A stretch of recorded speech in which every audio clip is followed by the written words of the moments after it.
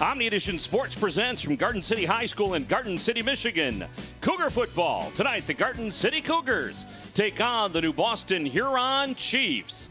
Hi, everybody. Dan York along with Ted Fournier and Jeremy Jenkins. It is homecoming 2018 senior night for 2018 and the final regular season game for 2018 for Garden City. As you see, the Cougar marching band leaving the field, the captains for both teams and the entire New Boston Huron squad coming out for the coin toss. And Ted Fournier, Garden City has already made the playoffs with their win last week over Robichaud. The question at this point is, where will they be seated? Who will they play? And will they have a home game? Well, that's what this whole game is about. This is frosting on the cake for the season. But more importantly, 7-2 looks a lot better to the people that spot you and match up the playoffs than 6-3. 6-3, you're guaranteed in the playoffs, but you're probably going to have to get on a bus and travel somewhere. 7-2, you have a possibility of winning the playoffs. And Dan, you've been doing this longer than me, but this is the 26th year that I've called a Cougar game, and I can only recall maybe 2 or 3 other times that we used the word playoff on the last game of the year. Well, the Garden City team, this is their 4th time in school history making it to the playoffs, even though you get in automatically 6 wins. After that, they use the old playoff formula to decide where you go and how you're seeded. So it's very important to pick up a win here tonight against New Boston Huron. Jeremy Jenkins, we play a team tonight that is 1-7. These are trap games for especially a team headed to the playoffs. New Boston Huron, nothing to lose, and they're going to come out with guns blazing. Absolutely, and it's a team that it's been down year for them. They've made the playoffs, I believe, 4 years in a row coming into this season. They're really struggling. They're going to be relying on 2 sophomore quarterbacks in Austin Myers and Chase Molnar tonight, so we're going to see which one of them will be starting. But yeah, this is definitely a game that Garden City can't overlook. With a playoff game on the horizon next week, they have to tune up anything that they need to work on heading into the playoffs next week, because next week it's going to be a really good team whoever you play, whether it be here or on the road. Well, that being said, Jeremy, what Garden City has to do tonight is Garden City has to get out here, get ahead, put this game away soon, show absolutely nothing. Do not show any trick plays. Do not show your passing game. Do not show anything at all, because tonight's tape on Sunday night around 7:30, some team's going to call Coach Baker and say, "Can I have your tape?" And so this is the tape they're going to give to their opponent next week. So get ahead, run, and don't show anything. Straub and McCrate deep for Huron. Kicking off for Garden City is Logan Irvins. Lots of storylines going into this. One of them is the fact that the skies opened up around 4 o'clock, and it has been raining off and on since then, and raining heavily as that one squirts out of the hand of the deep man. Loose ball. This could be a touchdown. Well, I think it's going to be on the 6-yard line. Well, there's a unsportsmanlike conduct penalty against somebody. McCrate, it looks like, eventually came up with it for Huron, but they are deep in their own territory, and I don't know if it was McCrate or Straub that had trouble with the kickoff. Well, if it's a penalty, it's going to first down. Let's watch it again. Half the distance. Well, the penalty was an unsportsmanlike, so They called it on Huron, so the ball... there was some pushing and shoving during and after the play.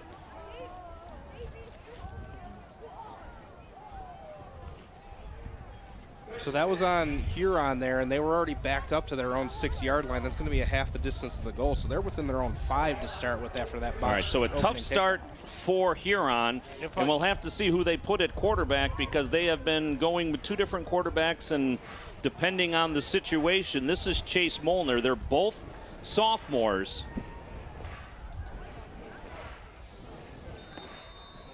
Molnar likes to run the ball more than Myers. Myers is more of a pro set quarterback. And here's a run off of right tackle. And Garden City there to snuff it out immediately. I think he lost a yard. And I don't want to go, if we can take the tape back about 2 minutes where some color analyzer said, let's get started real quick. Well, this is actually what Garden City needs. You're a friggin' genius, Ted. I've been telling people that for years. So a gain of 1 on that play. We'll call it 2nd down and 9 with pressure from Garden City coming. And they give into the backfield, and again, hardly any progress. 35 there for Garden City. That is Bringold, who had 68 tackles coming into this game. And it's a key play now, 3rd down and 8 for Huron. And so far, Huron is playing it very conservatively, backed up in the shadow of their own goalpost as well.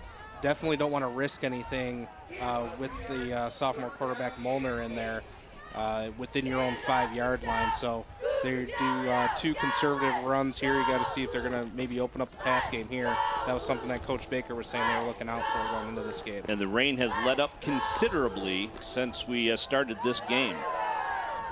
So from the pistol, Molnar trying to get out of the end zone and avoid the safety, and there's a fumble in the end zone. And it's Garden City's football and touchdown. Garden City drops on the recovery there in the right place at the right time, but Molnar was getting pressured immediately as soon as he rolled out, and he had no shot at getting out of the end zone. Molnar should have just moved forward. He kind of did that to himself rather than, there you see the loose ball, and Dropsy, the right man.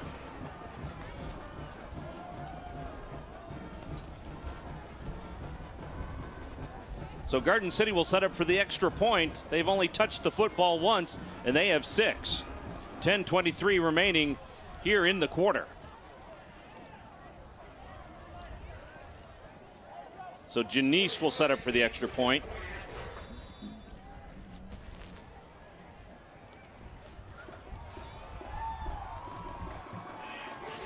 And it is up and good, and Garden City on the board just like that, 7-0. So there you go, Ted. That's about as fast as it gets. Basically what that provides now is that Garden City, all Garden City has to do is they don't have to be fancy. They can play field position now. They can just play a very conservative, show you nothing game. And I can't tell you how. So hang on though, Ted. Here's the problem. It's senior night. It's homecoming. I don't think these kids are going to want to do that. Well, see, that's why they put a coach on the sideline. A lot of times the kids want to do one thing and the coach says no. Well, I don't know. We'll see what happens. Well, we have a runner. And we do. And we didn't even talk about David McDaniel yet because things got off to such a quick start. McDaniel, who has gained 1,300 yards this season. And by the way, he did that without the game against Clarenceville because it wasn't played. That's why homecoming got moved to the end of the season because Clarenceville stopped playing football for about 4 weeks. But David McDaniel was having a top 5 year in the history of Garden City High School with 1,300 yards rushing coming into this. So he will only get 8 games to set whatever number he sets. But you can give the ball to David McDaniel, who had 5 touchdowns last week against Robichaud. And again, New Boston Huron just struggling. And that young man is down in the end zone. The ball, once the ball goes in the end zone, it's a touchback. But you're right. Now, as far as McDaniel goes, if the offense ever gets on the field, he should be good for 150 to 200 tonight. I mean, if the defense can score like this, just keep. Now, Ted wanted to give McDaniel credit for 200 yards off games count. So 1st and 10 at the 20, a break for Huron as Chad Smith's team has struggled on both kickoffs so far. Handoff up the middle. Now on the other and a loose ball. The other hand, the defense can't get complacent. I believe there was a fumble on that play, and if there was, it was recovered by Dylan Kirk. By the way, go ahead, Ted. That's the 4th fumble so far in this period. Yep. By the Chiefs. So Chad Smith, in his first year as head coach of Huron, their coach left in June, and this is, I believe, the third coach in 4 years for Huron. And there's a handoff over left tackle to Blosser. For years, the Chiefs were the doormat of the Huron League, which includes Riverview, Grosse Seal.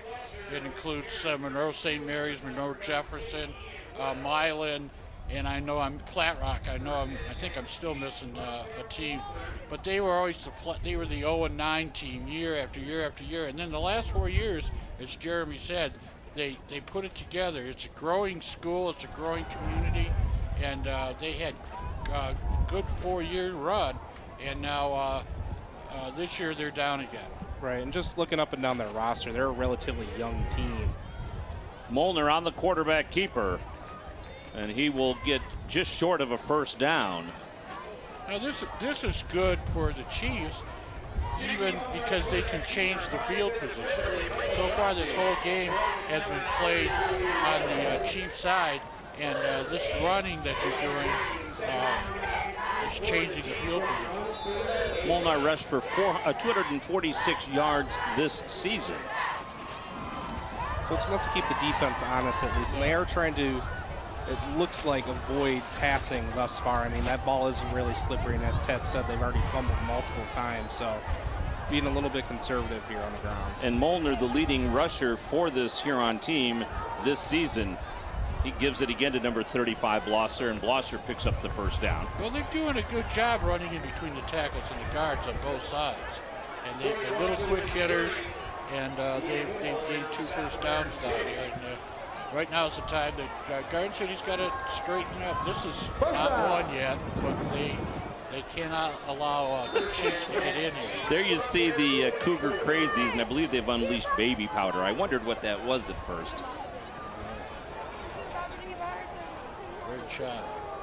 So Molnar on to give again. This is Blosser, and Blosser breaks a couple of tackles and battles his way ahead for a gain of about 8 yards. Well, a missed tackle. They had him in the backfield, but shoestring tackle he stepped out of. You can tell he's a good, tough runner, too. He's got a low center of gravity. He's a little stocky. He's going to be a tough kid to bring down. You got to hit him in the thighs. So 2nd down and 2 at the 47 of Garden City. The first time Huron has made it into Garden City territory. Again, Garden City has yet to touch the ball on offense. They scored on a fumble. The first possession of the game for Huron. Molnar with a man in motion. He gives it to Blosser again, and Blosser is short. Tying him up is 68 for the Cougars. That is Joseph Grove. Very, very, very good in play there. Grove had a touchdown for Garden City at Robichaud last week on defense. Just stripped the ball out of the quarterback's hands and ran 38 yards for a score. In what the paper called an upset win for Garden City over Robichaud, because Robichaud did have a pretty good team and does have a pretty good team. But 3rd down now and 2 for Huron. Quarterback keeper, he's got an opening. He got the first down. Now Garden City needs to wrangle him in, and 4 and 5 there for the Cougars. That's Doyle and Dropsy after he picks up the first down. Well, nobody stayed home on the far side. The corner didn't come in and seal. Neither did the outside linebacker, and everybody came in to stop the up-the-gut play, and the quarterback just ran outside. And you always have to have somebody sealing that corner and turning the play, and you cannot let the opposition get the corner and get 10 yards like that. So 1st and 10.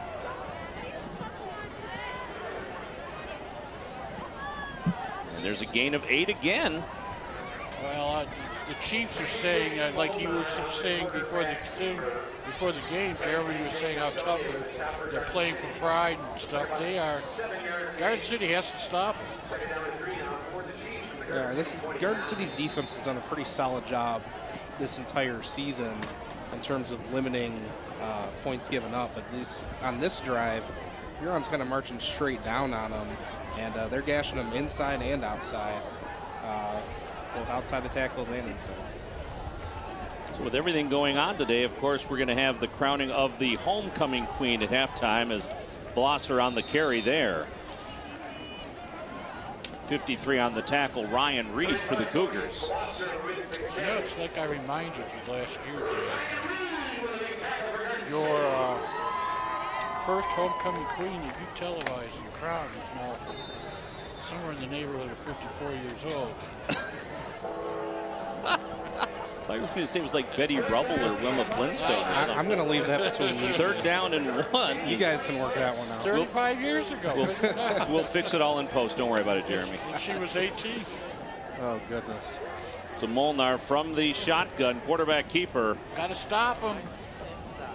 And he is brought down, but not until he gets the 1st down. Well, they're in 4-down territory right now, and Garden City has not been able to stop them in 3 plays. They are. They're eating up a lot of clock on this drive. It's been almost 5.5 minute drive thus far, and this is going to be the 10th play of the drive. So and no passing. And if we mentioned Garden City has not had the football yet. Right. 7-0 they lead on a turnover. Conceivably, Garden City could go the first quarter without an offense on the field. Yeah, the green stuff is a field. Field. So 1st and 10. On the pitch. And it is raining again. Man in motion. Blosser gets the handoff, but tackled behind the line of scrimmage for Garden City by Josh Walbaum. And Jeremy, I'm not sure that looks like that's the best 1st down defensive play. It has. They've been getting what looks like at least 5 yards every single carry on 1st down. Personal foul, blue, 15 yards. Well, there you go. There's a first. So Garden City makes a very good defensive play, but that's negated by the penalty.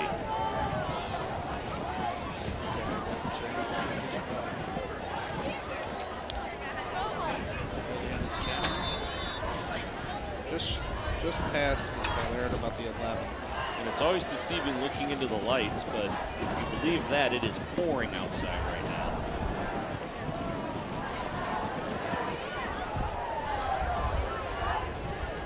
First and 10.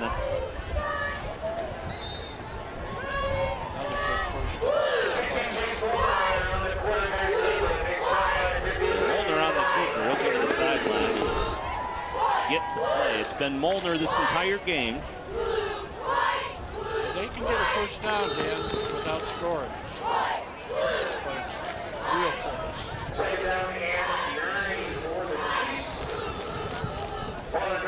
2nd down and call it 9.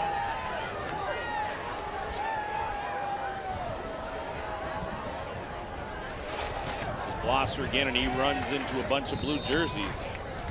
Garden City with their color rush, I guess, all blue.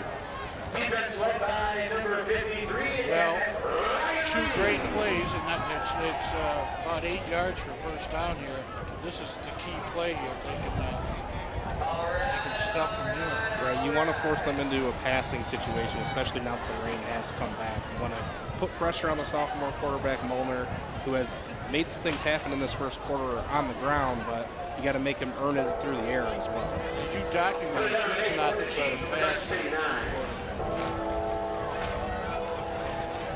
Big play, 1st quarter right here. 3rd down. From the shotgun, pressure. Molnar will go down.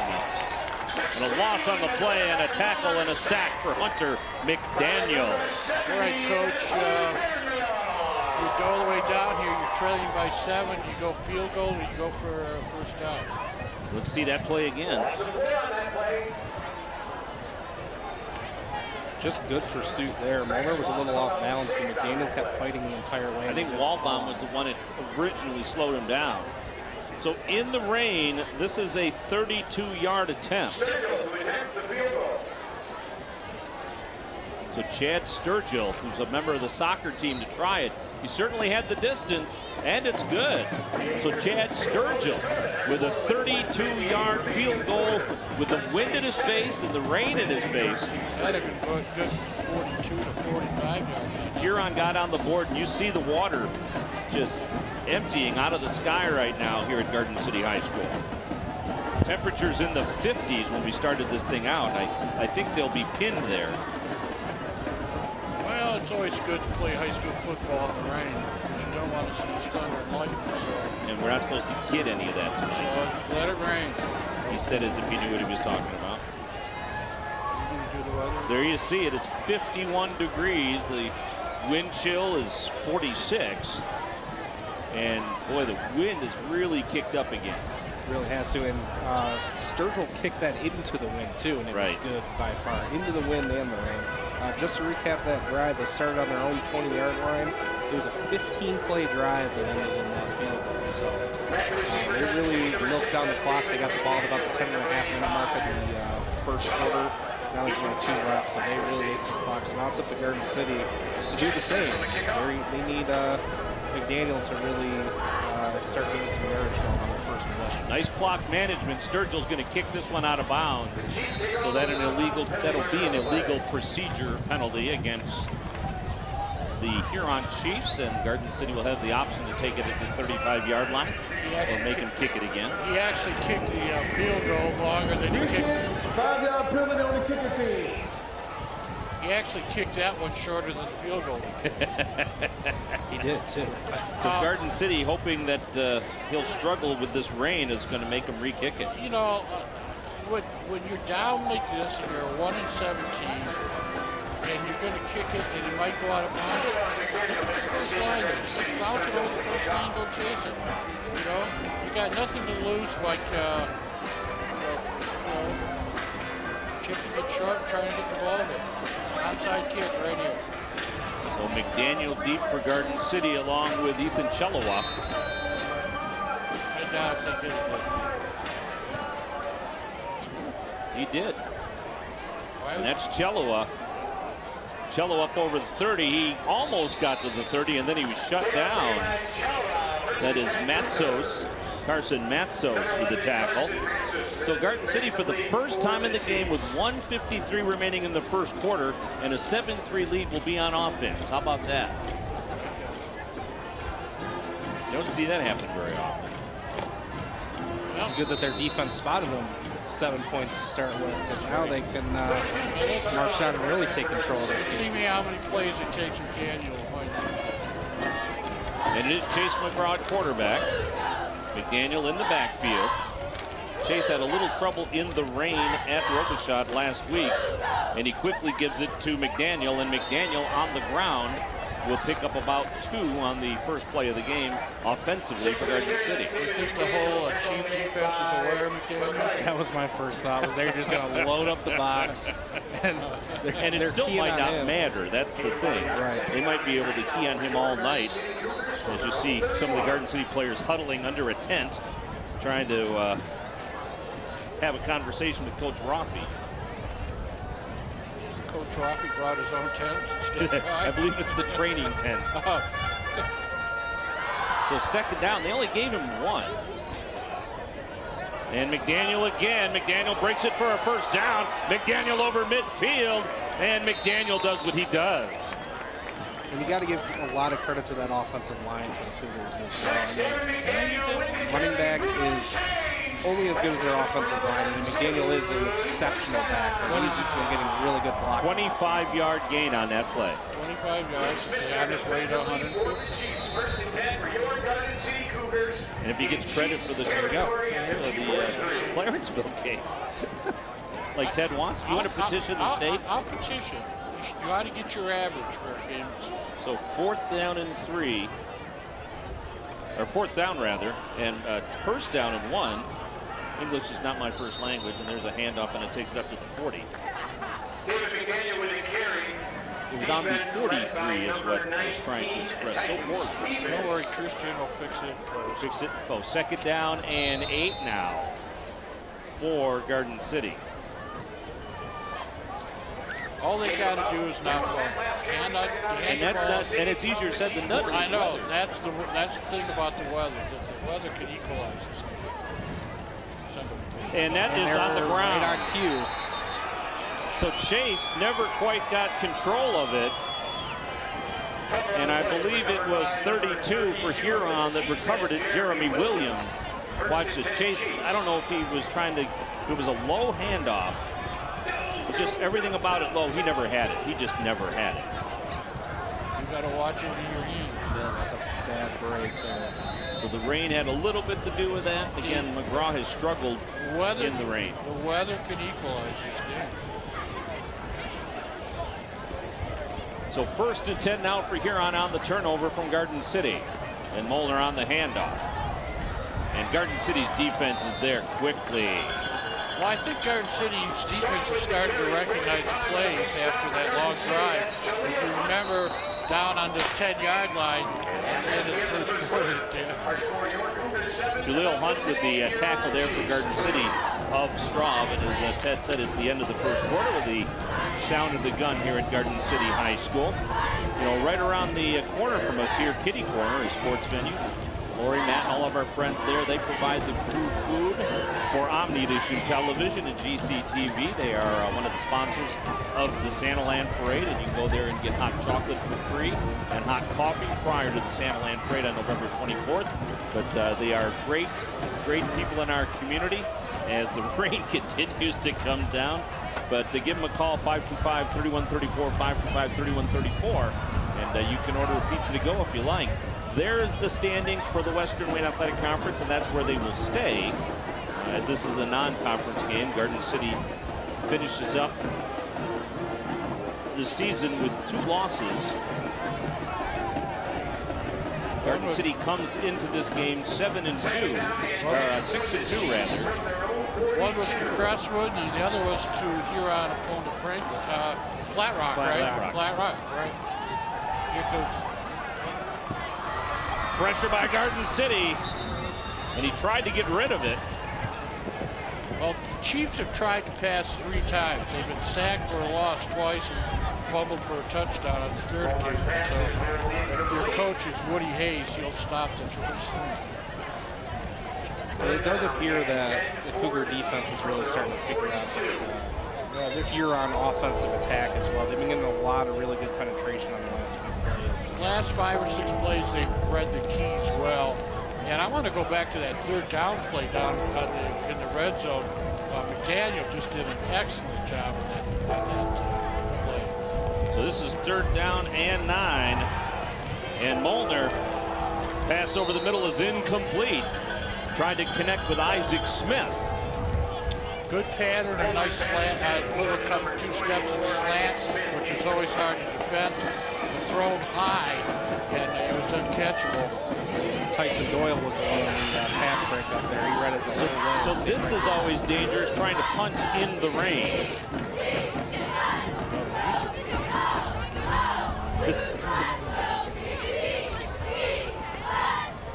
Just catching the balls was tough. Look at that, caught it in the chest. And a nice high punt. Garden City will just let it go, and unfortunately, it takes a Huron bounce down to the 10-yard line. So Garden City will have 90 yards to go. 1st and 10 for Garden City at their own 10. Nice punt. That was Marcianda.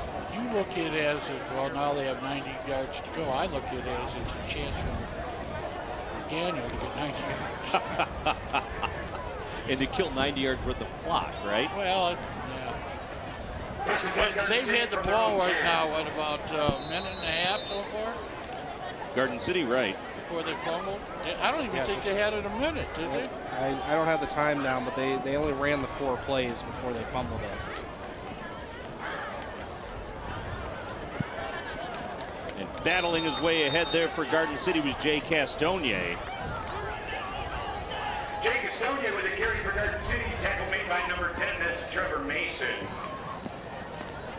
Luckily, Garden City doesn't have to win this game. Usually, there's a lot of teams out there tonight that are 5-3 and trying to win that 6th game, and they're on a one and done from this point on. At least Garden City knows they will play next Friday. 2nd down and 4 as the rain continues to fall here. That's right under the legs of the quarterback, and that is not McGraw. That is Chucky Gassam in now at quarterback. And that went right under his legs and almost into the end zone. So ball security has been an issue for both teams so Now that far. wasn't the weather. I think Chucky was just not expecting the snap when he got it. And it was a bit of a low snap too. But he seemed to be looking still at the offensive line. There should be Ullman at center for Garden City. Well, now just look at this as an opportunity for them to get 93 here. Oh, you are the ultimate optimist, aren't you? I want that young man to just run. Well, there he goes, running. That's McDaniel.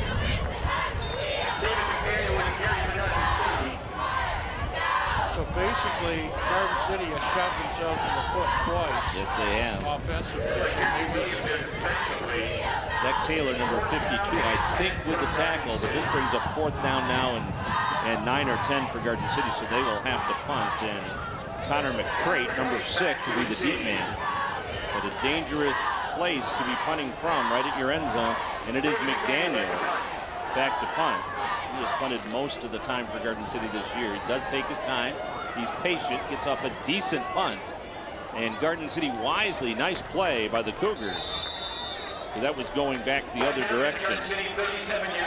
And Chellowa made the play. Well, the only thing that we have to watch and see the momentum in this game is Garden City's letting the Chiefs stay in the game. They're going to start believing in themselves. They've only won one game, but they play in a tough league, I want to tell you. And they might start believing in themselves, and this game might get away.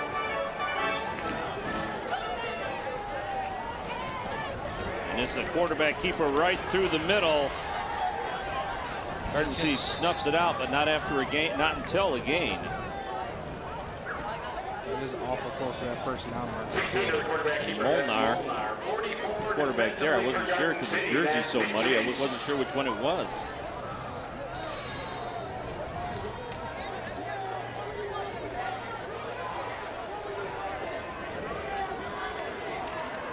Second down for the Chiefs with about a yard to go. 9-yard gain on their last carry. So second down and about 1. There's the handoff, and he might break this for a touchdown. They do. Ethan Straub right over left tackle. And the Huron Chiefs take the lead.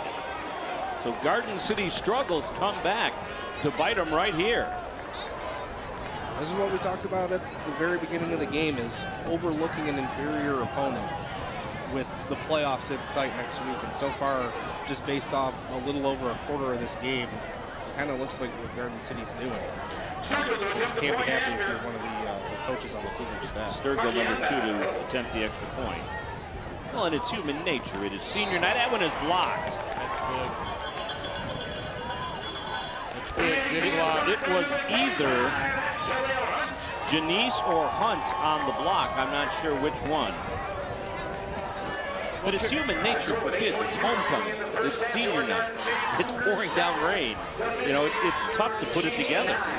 Well, there's a lot going on there. it's pouring down on the rain's pouring down on the Chiefs side too. Oh, I get it. And the players really don't give a rat's whatever for homecoming. When you got the pads on, you're not thinking about. Well, but that's what you've been doing all week. The problem is the record. You look at the Huron 1-7 record, and you're saying to yourself, okay, one of you use the term inferior opponent. The fact of the matter is that this opponent has played as many, if not more, tough games than you. You're just in a different league. And I'm telling you, these guys have butted heads all year against the Huron opponents. And they may be 1-7, but they're not a bad team. They're just, they're not playing in the same league you're playing. So Sturgill kicking off again. Deep for Garden City is Chellowa, I believe. And McDaniel. McDaniel on the right. They kick it right into the middle. And McDaniel struggles on the line drive. That would have went into the end zone had he let it go. Chellowa picks it up. Chellowa gets over the 20-yard line to about the 21. So they gained a yard on that by not letting it go into the end zone. But a dangerous play for Garden City on the line shot kickoff by Sturgill. I think that one spot on the field is like cursed because the Huron players did the exact same thing right there on those two kickoffs. Well, what Garden City's got to do now is be able to hold on the ball more than 4 plays in a row. Exactly. So first and 10 for Garden City at their own 21. They have killed themselves, and now they're losing. Yeah, they need a sustained touchdown drive here. They got to establish something on the ground. The offensive line has to assert itself. And a fumble on the snap again from McGraw. You might have to just change your whole perspective here and put the quarterback under the center. Just because that ball is slippery. And Well, we talked to Baker about that pregame, and he said it's just not a look they had. Second down and 14 for Garden City. Yeah, McGraw just, I don't know if he's not watching the ball into his hand, which seems pretty basic. But he is struggling here tonight. So a loss of 4 yards on the play. Second down, 14 now for Garden City. the other option you have is to make Daniel take the snap. I was just thinking that too. Some direct snaps right to him. And nothing going there for Garden City. I think what you got here is that Garden City is starting to not doubt themselves, and the Chiefs are starting to have confidence in themselves. So McGraw on the quarterback keeper that time. No gain, so third down. Other than the defensive touchdown for Garden City, the Cougars have struggled. They came out guns a-blazing. It looked like they were going to dominate Huron, but Garden City has struggled every time they've been on offense.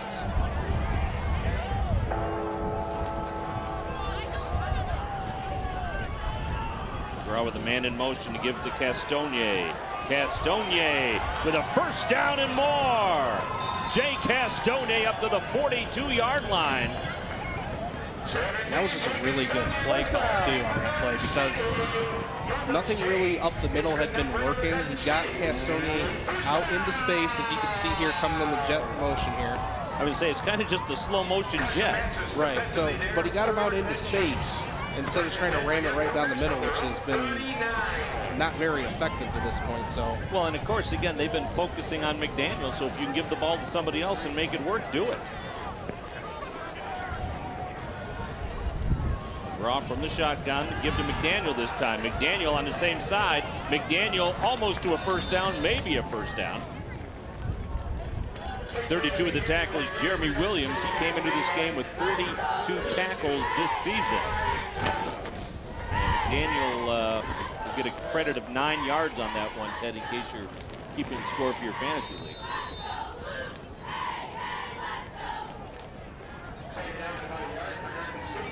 That's right. You got to do two things. You got to hold on to the snap and give the ball to McDaniel.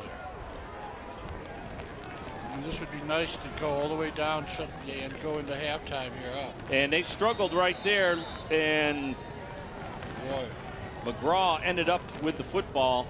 I believe the intention of that play was to hand it off to McDaniel, but they got tangled and they slipped.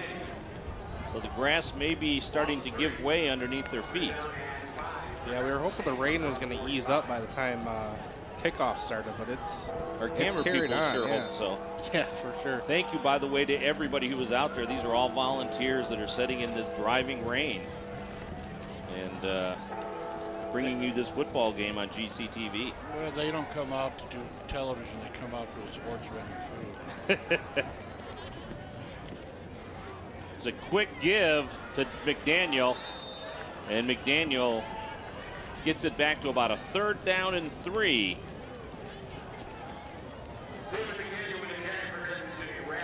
Big play here. Fourth down, 3 yards to go. You punt. Oh, yes, you punt. Of course you punt. You were the one who wanted to play conservative. We're losing now. Oh, I see. That all changed now, huh? Well, by conservative, I mean we had the 7-0 lead, and just get your offense running instead of McDaniel back to punt. They've had 2 mistakes on this drive that they didn't hurt them. Well, it stopped the drive. But Creighton, that's so steep. Not a lot on that. And it takes a Huron bounce, and Garden City again alertly, as you see a flag on the play. Garden City alertly grabs the ball before it can roll too far the wrong direction. Unless that was just a ball marker. What was that, a 14-yard punt? Probably then. I guess that was just a ball marker.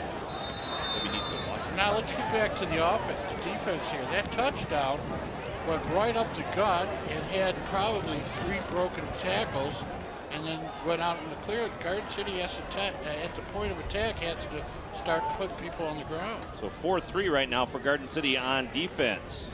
Look at this. And again, trouble with tackling as Molnar picks up the first down. The ball is exactly where the third down play was. So first and 10 now at the 45 of Garden City.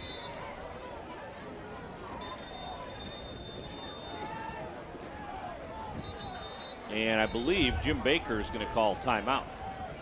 Well, they got to start playing for pride. They're not tackling. The Chiefs are breaking tackles, and they're getting yards after contact. So we've mentioned that Garden City has already qualified for a playoff position as we see this last play. So the Cougars won't know until Sunday night after the selection show and after all the results are in exactly where they'll end up, whether they have a home game or not, or where they'll play. They'll probably play in either Division II or Division III. Unlike the other sports, that is established, there you see it, that is established at the end of the season because they want an even amount of teams, obviously, 256 teams. But there are the teams that are around Garden City with the same records. Rouge, locally, Birmingham Brother Rice. Those are some 6-2 teams, and you see Muskegon Oak Ridge at 7-1 because they're a smaller school. They show up lower with that 7-1 record as we go back to live action. And Molnar on the quarterback keeper. Well, you don't want to tangle with Rouge. No, River Rouge is. They're They're a really good team. They're for real. Yeah, I believe they made a deep playoff run just a couple years ago too. Yeah. Was it last year they were quarters or semis? I think it was 2 years ago maybe. So Janice with the tackle on the last play brings up a second down and about 6. The other thing you don't want to do is make a run up to Marine City. That's a long haul. Brother Rice, I guess, has to win a game to get in, right? I thought we just saw that they'd already made it. Or they're 5-3. And is right off of the hands of Isaac Smith. That was a big break there because he was walking into the end zone. If he would have hit him in stride, and he would have caught it on that play.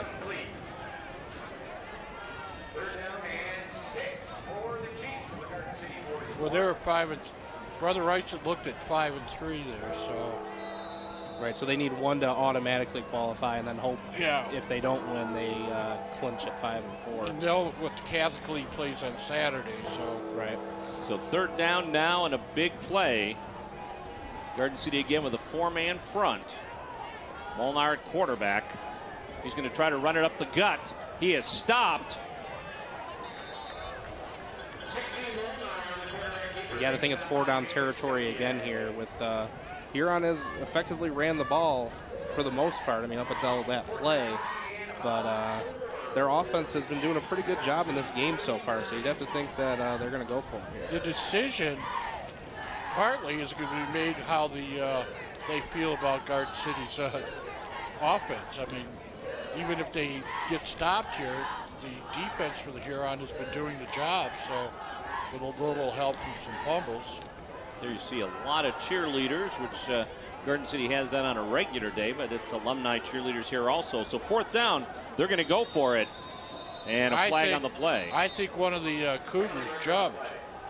They No, Garden City calls Really? timeout. Oh, well, what's the flag? Well, we just heard the whistle. I don't know that we saw the flag. Well, I thought one of the defensive tackles on the far side, which would be the left defensive tackle, bobbed there. Well, maybe it was Well, I'm blind. after the timeout had been called, too. I'm blind.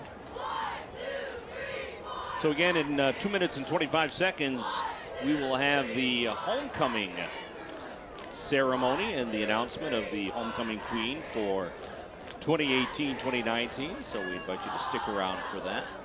I'm going to throw this to Jeremy. I mean, with 2:25 left in the second quarter, you got to be disappointed in the offensive showing. Absolutely, and the time of possession has drastically been in Huron's favor.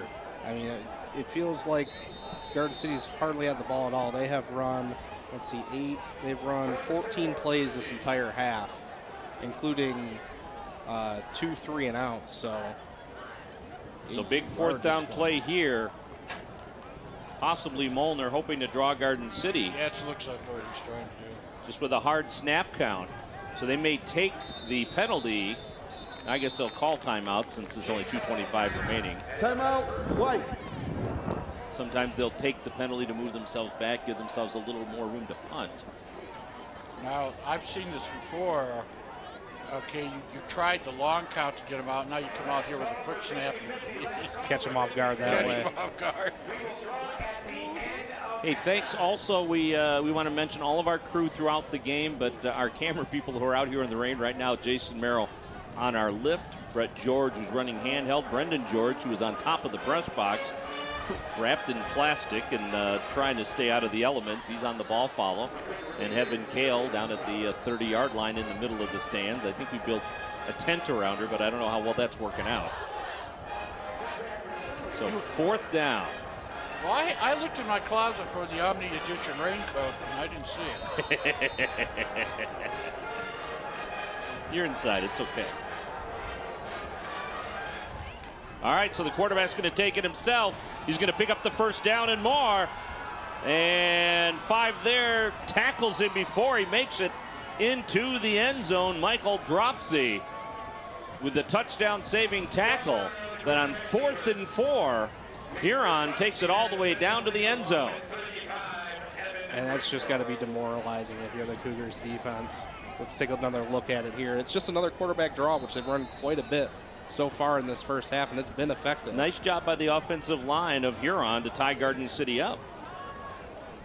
And Dropsy gets back there just in time. I think you can see something on that last replay. Huron is just bigger than Garden City. I mean, across the line. Yeah, their linemen are pretty big. The whole team is just bigger than Garden City. Man in motion. Molnar with the handoff. Breaks one tackle, and he's going to score. So Connor McCrate. There was a flag on the play. And there is a penalty, so we'll see what it was. But McCrate runs it into the end zone. McCrate's body language. Holding. Offense. No, that's a break for Garden City. See if we can see it. So one of those big linemen held, huh, Ted?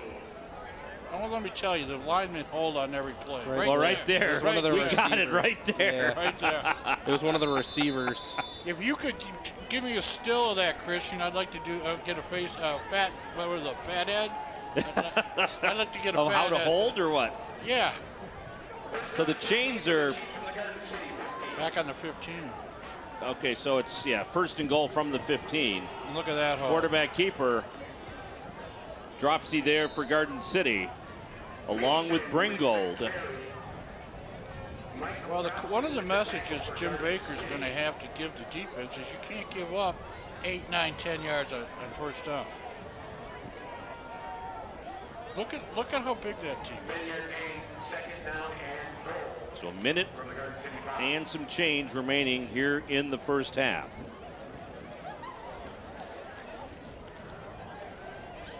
This half has been all Huron on offense. They have just dominated time in possession. I honestly think the players looked at that 1 and 7 and said, we won this before the game started.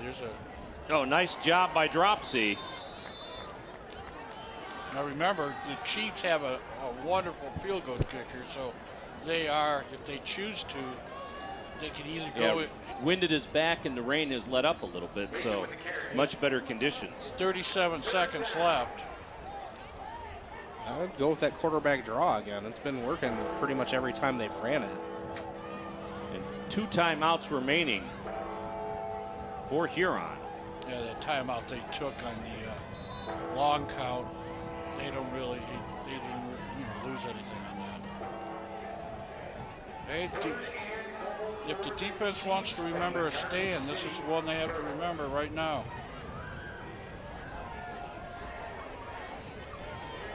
Quarterback is hit after about a gain of 2. All right, Coach Jeremy, what do you do? Kick it. Timeout. White. Remember, you yeah. missed the extra point the last time you sent your team out here. So you're going to make it 12-7, or you're going to try to make it 13? Well, I'd have to think that they're going to go for it here, taking a timeout this early. If they were going to kick the field goal, they would have let the time run down to nothing and then take a timeout and set up for that field goal. But I'd have to think they're probably going to at least go for it. This is a big play in the Cougar playoffs. If they give up the points, they're going to have a long road back in this game. And like I said at the beginning, 6-3 is not going to get you home field advantage. In the playoffs, home field advantage means a lot. Yeah, you're 6-3. You're pretty much assuredly going on the road to start with. And I can only say maybe once or twice where I've seen a 6-3 team actually host a playoff game. Well, I know the guy down at Rouge if Dan wants to make a road trip down there. So Molnar at quarterback from the shotgun. He's going to take it himself. He looks like he's right there. We'll have to see where the spot is, and the referee has given it to him, and touchdown Huron. So it's 15 to 7. So it looks like he got just to the line. Now, how big is He's this? short. How big is this? His knee might have been down. His knee was down, but there's no replay in high school, so that's. Well, Dan can provide it. We have a replay, but it looks like his knee was down right there before the ball crossed the goal line. Right there. Yeah, that's a bad play. That's the way football used to be, not where your knee was, where you landed. So Sturgill will attempt the point after, and he'll make it easily. You know how big that point after is with 29 seconds here, is that now it's a 2-score game. If they could have stopped that extra point, they were still within a 1-score game. And but a big drive, and Garden City is going to have to go have an attitude adjustment when they get into the locker, because Jim Baker's boys, I think, looked at the 1-7 record and said they had it before they got dressed today. Well, but I think you've made a great point, is that these are some big kids on Huron. Oh, they're big. They are, and they are a young team, just looking up and down the roster, but size usually rules when it comes to high school football. And so far, Garden City's only points were on that fumble recovery, so their offense has been shut out in this half. And it's got to be a little discouraging, but we know what this offense is capable of. We know what McDaniel's capable of in the run game. Well, and he's capable of breaking one right here, as he is deep, along with Ethan Chellowa. So Garden City with 29 seconds remaining and 1 timeout. They'll squib it. McDaniel will take the grounder.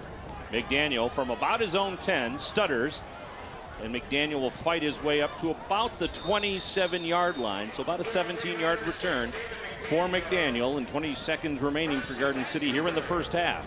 Well, I guarantee you the scout team for the Chiefs all wore McDaniel's number all week in practice, because they have, well, he's had 2 nice runs. He had one for 25 yards and one for 9.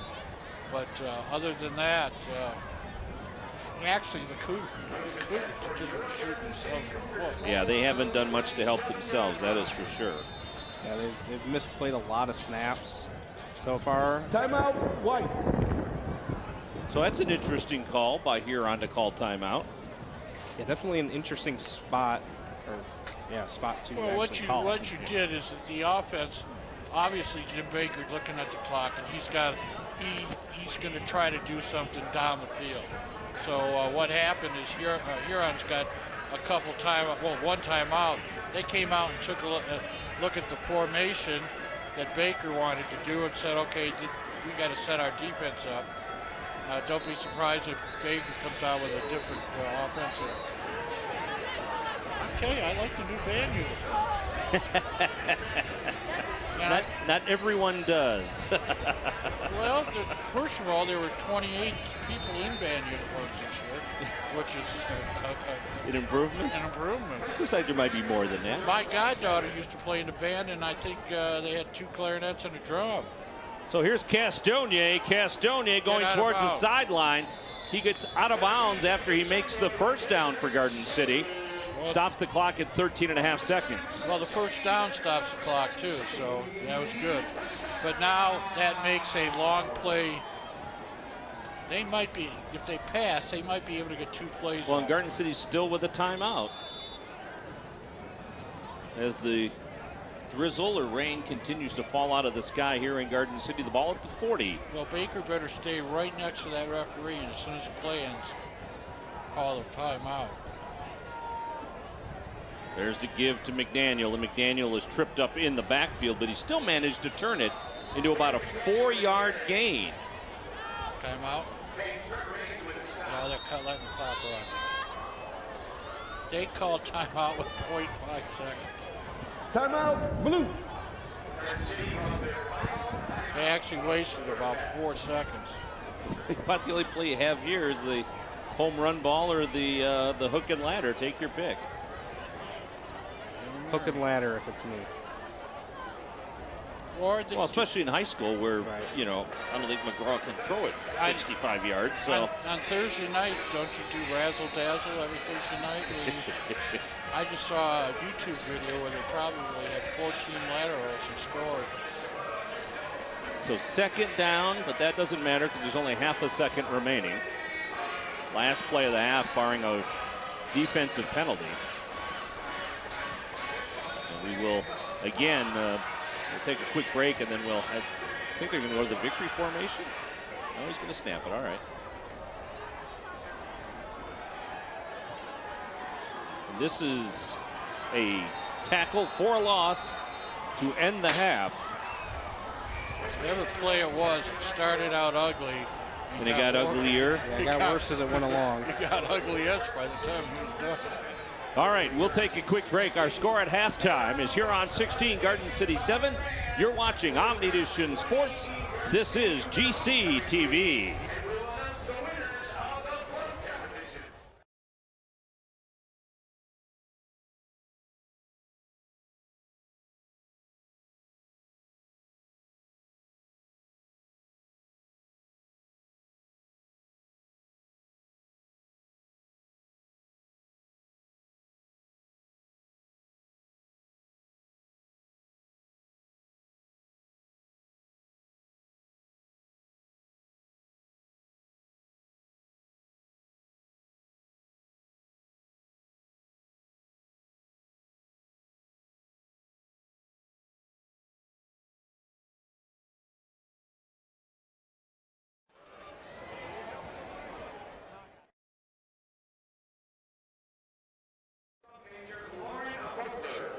This year's marketing show is Music for a Darkened Theater.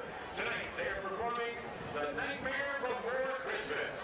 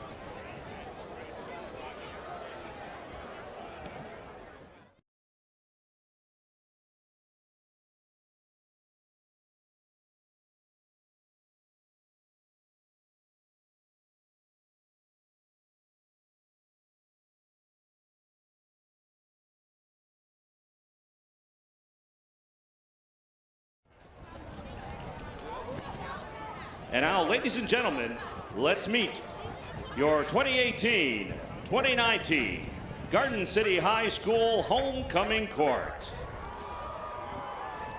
First up, Morgan Bird. Morgan is escorted by her mother Rhonda and her father Dave, along with her sister Trista and her friend Kyle. Morgan has a 3.5 grade point average and plans to attend Wayne State University next fall to continue her academic career. Morgan is involved in student council, the class of 2019's treasurer, and she is a link crew leader, a 2-year varsity volleyball player, and a 3-year varsity soccer player. She was very surprised to be selected by her class for homecoming court, and she's very excited to share her experience with the 4 other girls. Ladies and gentlemen, Morgan Bird.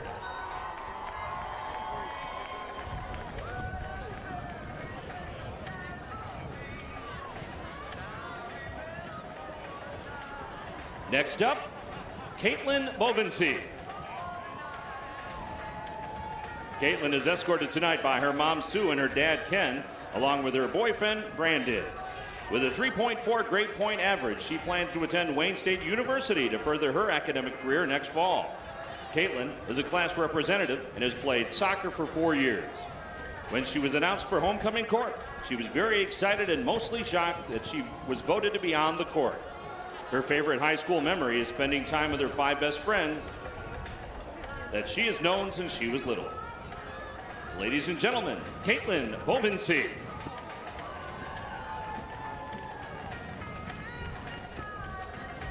Next up, Jenna Elise Linden.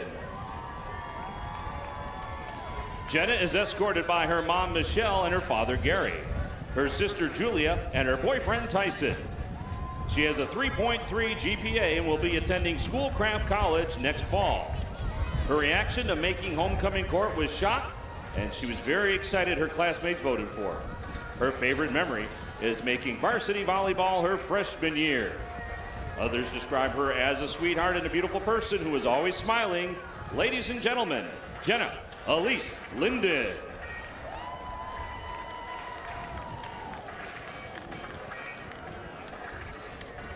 Next up, Alicia Sale. Escorted by her mom, Katie, and her dad, Bill, her nephew, Braden, and her good friend, Michael. Alicia has a 3.9 grade point average and would like to attend a university to study medicine. Her favorite high school memories have been being class president all 4 years and to be on the figure skating team, recently being labeled Team USA. When Alicia heard her name called for homecoming court, she was in complete shock. She didn't expect her classmates to vote for her, but she was overwhelmed with excitement that they did. All Alicia could think of was how honored she was to be on the court with such amazing girls. Ladies and gentlemen, Alicia Sale. And last but not least, Liberty Spears.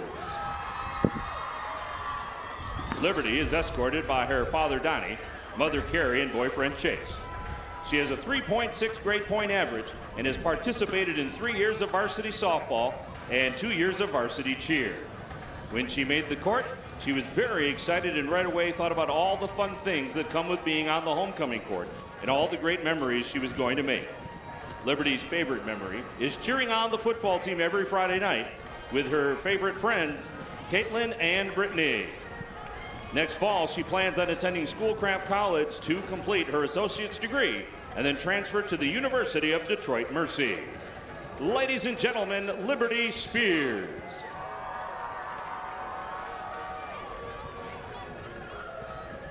Returning this year is our 2017-2018 homecoming queen, Ms. Jordan Kaczynski.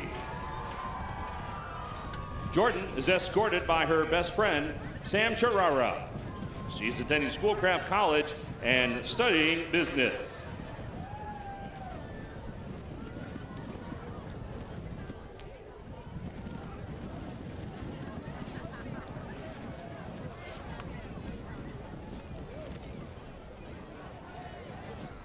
And now, ladies and gentlemen, your 2018-2019 Garden City High School homecoming queen is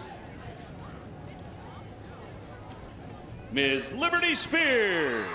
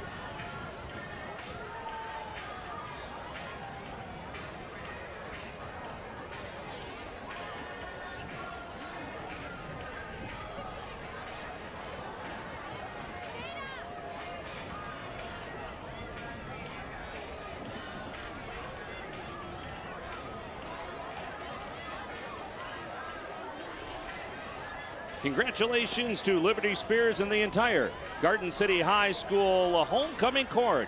It's halftime. The Cougars trail 16-7.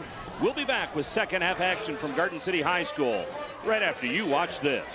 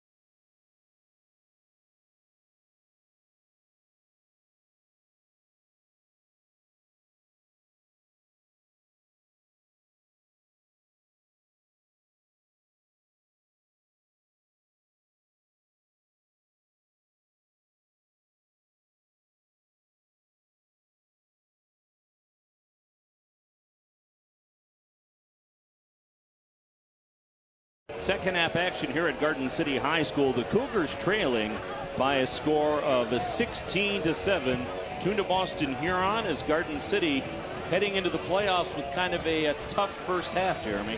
Yeah, it's been a hard-fought first half so far from both teams, but New Boston Huron has definitely controlled the game from an offensive standpoint and time of possession. They have 154 total yards, 26 carries for 150. Chase Molnar, the sophomore quarterback, has 98 yards on the ground himself. For Garden City, they have 56 total yards, all coming on the ground. Chase McDaniels has 45 yards.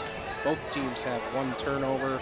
So it's been mainly a ground attack from both teams to start with, but Huron has definitely been controlling the pace of this game so far. So, Ted, you said this is a decent Huron team. Obviously, they're much bigger than Garden City, and this has been really a challenge for Garden City. Garden City just offense has just not got going. They're like a 58 Edsel with this couple cylinders missing on their offense right now. They just have not been able to go, and they've stopped themselves for the most part. Bad snaps, a couple fumbles, no sustained drives. Whereas the longer the first half went, the more the Chiefs became motivated, and it looks like Garden City started doubting themselves. And the offense, really bad tackling, really bad tackling, and that led to both touchdowns. So let's see if halftime straighten them out. The good news is Garden City's going to get the ball first, and what they need is a sustained drive, and they need to score. So McDaniel and Challowa deep for Garden City. The rain seems to have stopped for the most part. Another line shot kick, and it does eventually go out of bounds. Challowa did the right thing to let it roll out of bounds. So again, Garden City can take it at the 35, or they can choose to have them kick it again. Well, last time they had them kick it again and wound up back inside the 30, so I think they're going to just put it on the 35 and go to work. I think the logic that time too was it was raining, it was nasty, and with better chance of a bad kickoff. So congratulations to the entire homecoming court and Liberty Spears, the 2018-2019 homecoming queen for Garden City High School. A lot of people have cleared out of Garden City High School. This would have been their biggest crowd of the year had the weather not played against them. Chase McGraw will start the second half at quarterback. And a quick give to McDaniel. And this is how you should be able to make a living, is with McDaniel running the ball, and he does just short of a first down. Now watch on this replay. It looked to me like he was carrying that ball on the inside. And on a wet night, you got to have all 5 points holding that ball against it. Here's your replay here. Did he have it on the right side? Yeah, he did. I'm blind, but you got to have that ball secure, away from the pressure, and all 5 pressure points of your hand, elbow, and wrist on that ball. Second down and 1 now for Garden City. McDaniel quick give, or McDaniel again takes the quick give, and he'll pick up the first down for Garden City. And this is what you said in the first half that Garden City needed to do, was control the tempo of the ball and just give it to McDaniel and never give it back. Well, when you're sitting on a runner that's fifth in the top 5 in the state, you gotta take the horse that brung you, And this is a critical drive here, too, trailing by 9 at halftime. They have to establish an offensive ground game because Huron just dominated on that side of the ball to start with. Man in motion. And a give again to McDaniel. He'll pick up 3. So all positive yardage so far here in the second half. Well, he can pick 3 or 4 up on every carry. Those are first down. Second of all, right now, if they cross that line right there, they got to be in 4-down territory. Do not give the ball back to the Chiefs. So second down, 7. Man in motion. And again, this is McDaniel. He's got the first down. He's up over the 30. He's up over the 25 and almost to the 20-yard line. He's just too fast. He got the ball, and he just outran everybody to the corner, and the free safety had to come all the way over to knock him out. Watch how fast this young man is. Yeah, this is the best burst that we've seen from him all night so far. He just took off down that sideline, and huge gain on that play. And McDaniel normally doesn't make that burst until he sees what he wants to see.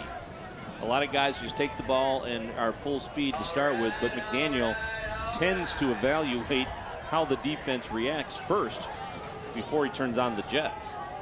And that's signs of a mature runner, too, letting the play develop in front of you before you just run head first. Right, take what they give you. Right.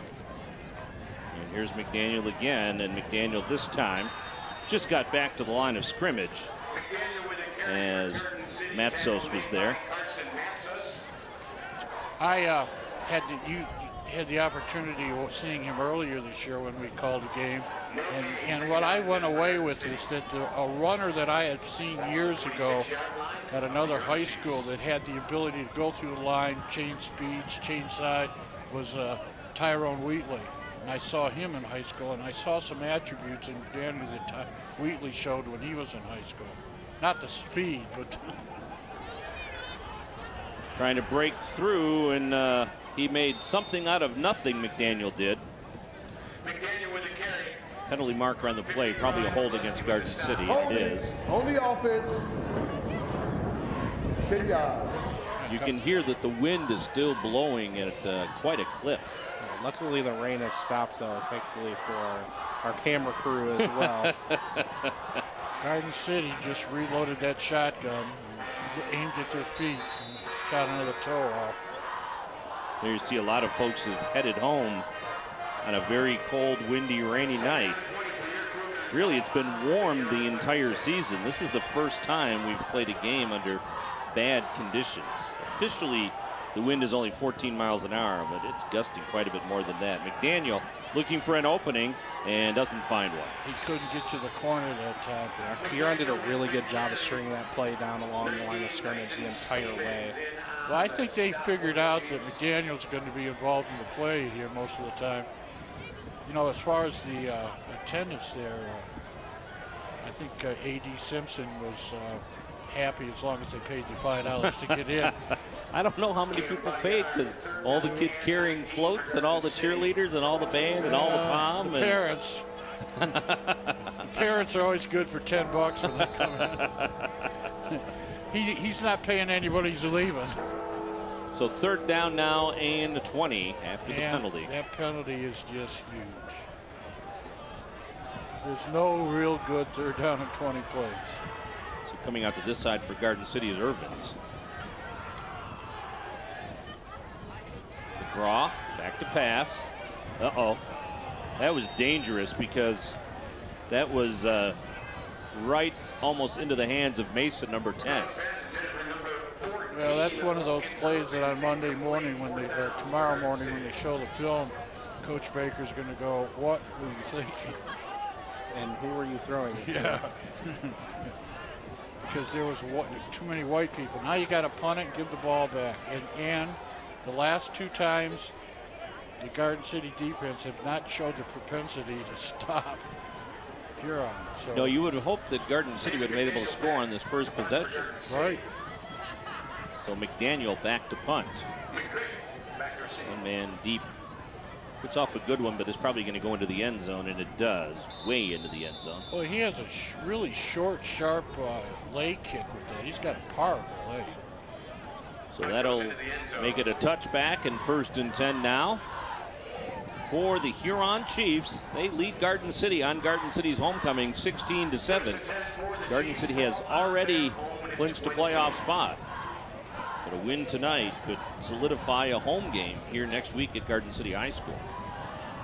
You know, if you take a look at that list that Christian showed about the playoff teams and drop Garden City down a couple spots, if they lose, Garden City might be traveling. You could do the simulcast next week with Marine City. No, I'm serious. This is 5 on the carry. That is Straub. And it's 5 on the carry, but 8 yards. It was a first down. First down. Ian Will with the tackle, but not before he picks up the first down at the 30-yard line. You know, I know you guys get sick and tired of this, me saying this on games, but when the offensive line is just dominating your defensive line, there's nothing you can do. Right. Well, the students are still having fun. I think all the parents were. No, seriously, look at the crowd. I did. Well, that's still the getting- student section over there anyways. Still getting doused in baby powder down there. And that is McCrate on the carry. Well, 2 things now. It's 7:05. You start thinking you're down 2 scores. You're down 9 points. So the longer that the Chiefs hold the ball, the less time you have making those 2 scores. So They had great time of possession in the first half. I think at the end of the game, I don't know, Jeremy's not keeping it, but if he was, it would be grossly one-sided. Oh, yeah, absolutely. And it's been because their offensive line has been so effective with this ground game. And Molnar Here's here a has quarterback wrapped keeper, up. and there's a nice wrap-up.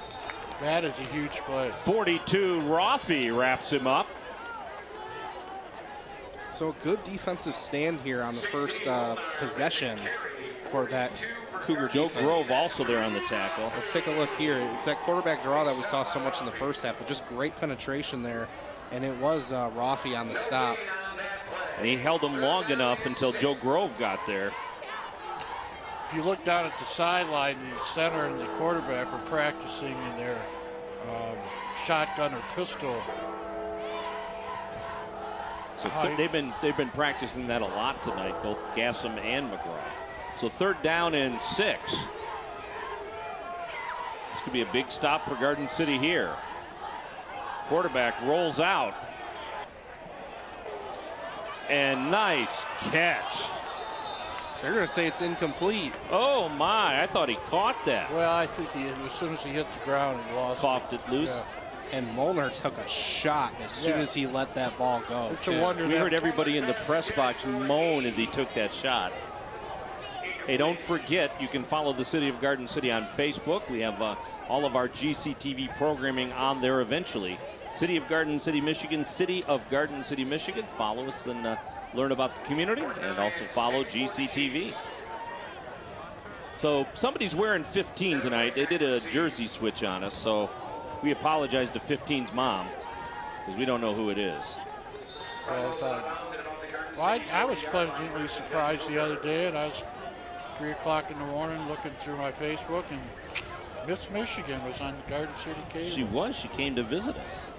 I was really impressed. Elise Made, Miss Michigan USA for 2019 as a Garden City grad, still a Garden City resident. Going to be in the parade, She's right? going to be one of the grand marshals. How do you like I'm setting you up for this? Thank you very much. You keep lobbing them in there, and I just keep hitting them out. I'm a softball pitcher. November 24th, go to santalandparade.com, santalandparade.com to register, to send us money, whatever you want to do. Find out more about the parade. Any chance you need a driver for the Miss Michigan car? I believe the mayor has already called that. Oh. This is this is McDaniels, and he'll pick up about 4, maybe 5. Well, I was trying to become volunteer of the year in Garden City, so you just ruined that. It's awfully nice of you to donate your time. So 2nd down, 6.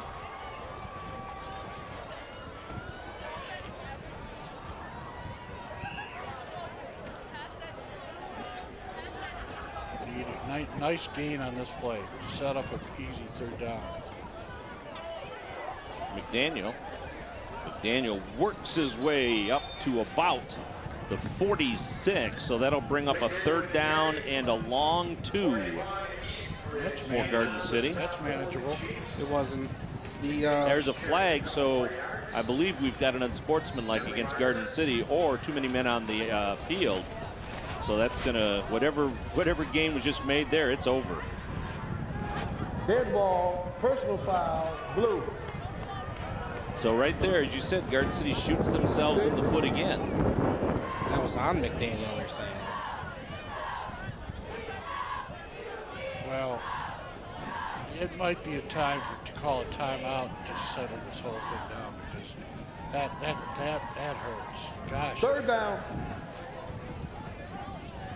I mean, when you had third down and 2.5, like you called, Dan, and now you're looking at third down and 17 and a half. Yeah, this is bad. Well, you know what? You get to the point of the game where you don't deserve to win. And right now at 4:10, they are doing nothing positive to win. So third down and long for Garden City. McGraw, and this is not going to go anywhere. That was a give to Ethan Chelowa, but play evolved too slowly, and Cougars lose a few more.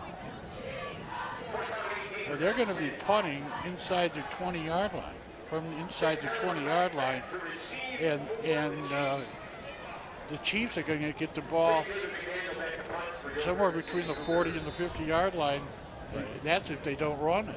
So fourth down and 25 for Garden City. Yeah, that penalty not only stops you from getting a manageable first down, it drastically flips the field position. Although that was a So great McDaniel with a great punt. and he's running backwards. Yeah, I'm not even sure why he picked that up. And number 6, McCrate, won't go anywhere, and he'll be pinned at his 25-yard line. So a great job by David McDaniel to make up for his unsportsmanlike conduct penalty and pin the Huron team deep. So they'll put it at the 26, 1st and 10 now for New Boston Huron. I was going to say McCrate probably made a sophomore mistake there, but he was a junior. So, Yeah, he should have just let it go. There was no wind to pick that ball up. I mean, he personally carried it back 15, 20 yards. That's right. So 1st and 10 now for Huron. And a nice job by Garden City right there to shut the quarterback down. Well, right, this is a good place to make a defensive stand and get the ball in good field position, because that punt by McDaniel really changed field position. Ringgold with the tackle there for Garden City, and a short gain, maybe a yard. 2nd down and 9.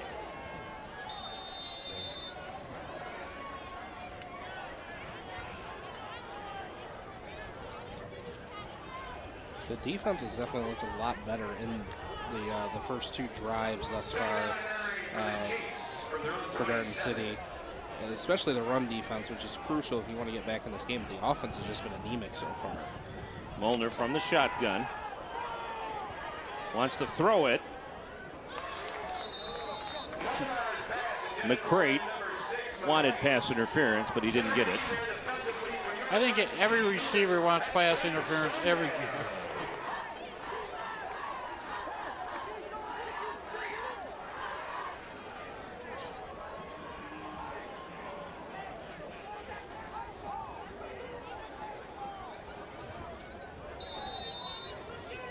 So apologies apparently go to Brenda White, because it's her son Devin that is wearing 15 tonight. We had him for 10. Just thought we'd throw that in. So 3rd down.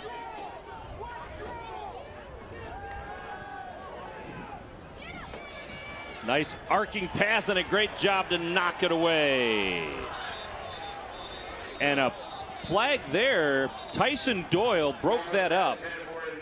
And that's a really bad pass interference call, I think. Let's take a look here. Well, They were a bit wrapped up, but first of all, that's Doyle. That's Doyle right there is number 4. That is not who the ball. We got holding defense. All right, well, they called holding instead of pass interference. That's what, 5-yard defensive play? Or is it 10? It's 10. Well, it's a First down. Whatever Right. it is, Yeah, it's first down. That's a tough break. They don't identify the numbers in high school, so I'm not sure.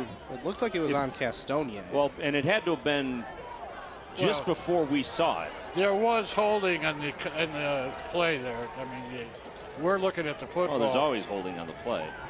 Look out, look out, look out. Molnar, and he gets leveled at midfield. Nice job by Chase McGraw to stop his forward progress. Touchdown saving tackle because he gets past McGraw. He's got nothing but land. You're looking at what he sees. Nice job, nice tackle, right in the thigh. Ow. So 1st and 10 right at midfield. Garden City needs to step it up right now with 1:30 remaining in the 3rd quarter. They have just not been able to find it today. Oh, look at that hole. And this is a major run for Ethan Straub, and Straub up to the 33-yard line and another first down. Oh, he's not down. Well, the whistle didn't blow it. He's in the end zone, isn't he? Or at the wall. they're going to call it a touchdown. I have no idea what just happened there. I think they're going to say his knee wasn't down. They didn't blow the whistle, and he broke loose. Here's our replay coming up here. Right here, he's going to cut in. He is down. He's down right there. There, his knee is down. He planted his knee, so a completely blown call right there by this crew. Right Just there. a totally blown call. So that just cost Garden City 6 points. Wow. Chad Sturgill, number 2, to attempt the point after.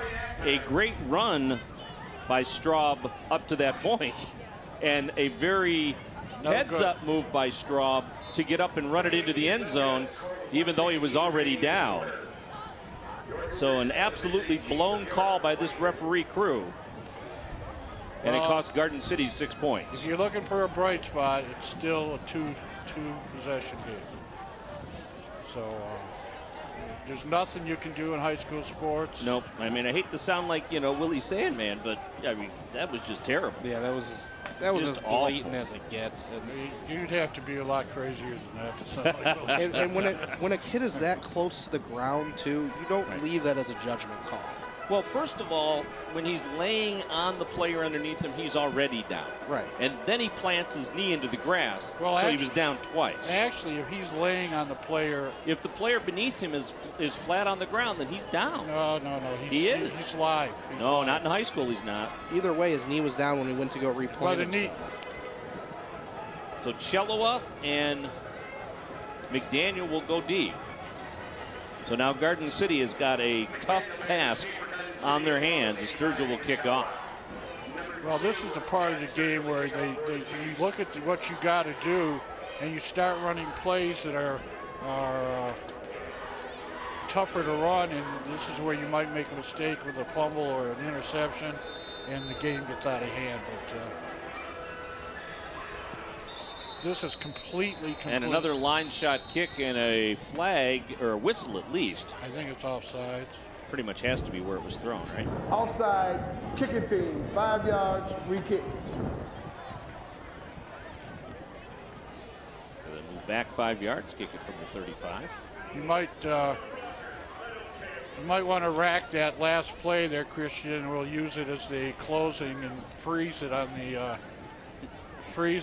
at the end of the credits, right on that spot where his knee is down, so everybody knows. Man, if you lose this game by less than a touchdown. Well, you got to send that to the state. Now, it's not going to change the result of the game, but that has to go to the state. Well, the other thing is it has to go on the rating of the officials. Well, that's what I mean by going to the state. And I think they were outside again, by the way. They don't want to call it twice. Here's a nice run. So Chellowa still on his feet up to the 48-yard line. That's what they needed. Now they have no room for mistakes. This has to be the best drive of the night. It has to produce points, and it has no room for a penalty. It has no room for a fumble. It has no room for even an incompletion. You just got to tighten up the chin straps. These big guys up front have got to hit people a little harder than they've hit them all night. And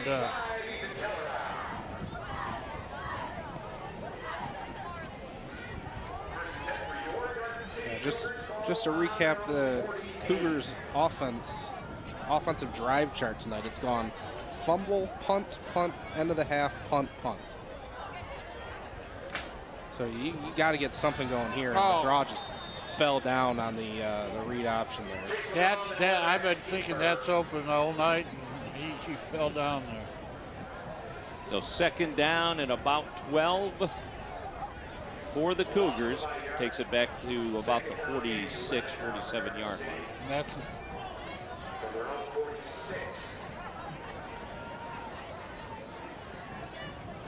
So Garden City, with the exception of one call, has been their own worst enemy most of the night. well.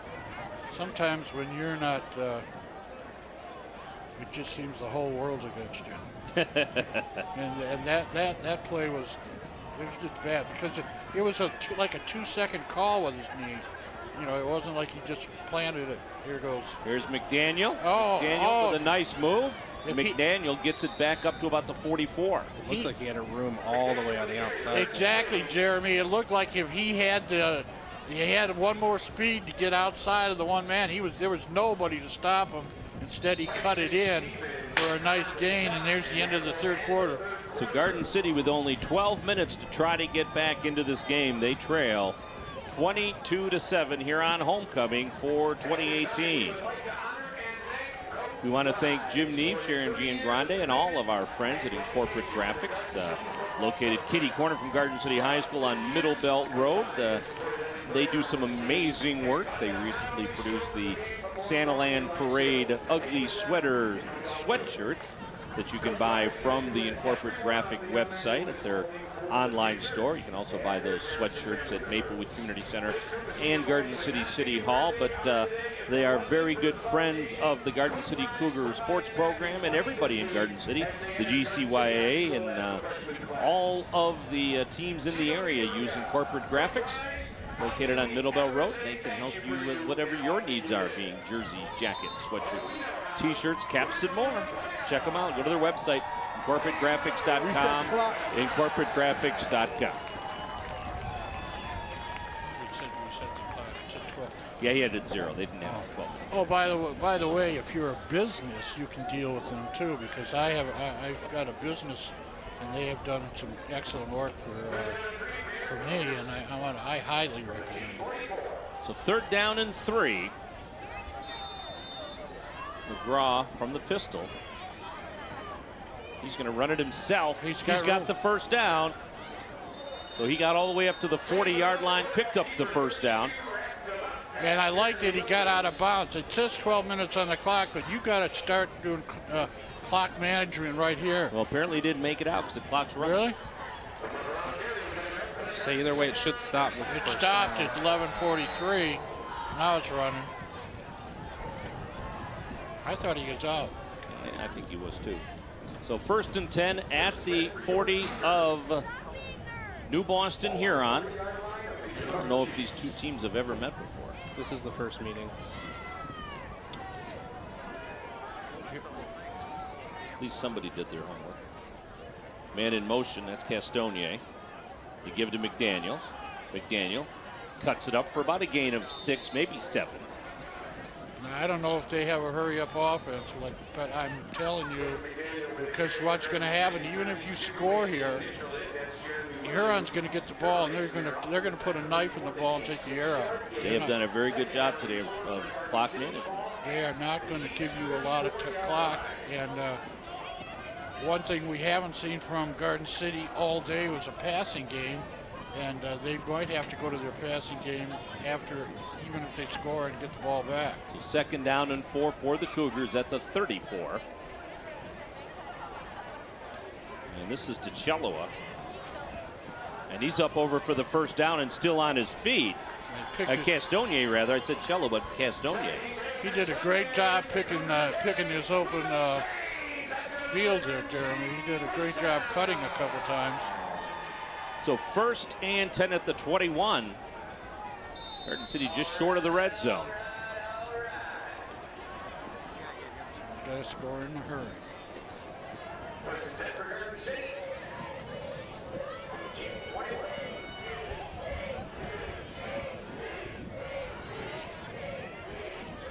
There's to give to McDaniel.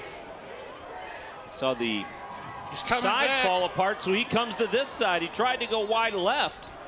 Saw that collapse, came back to the right, probably picked up 4. So again, he turned nothing into something.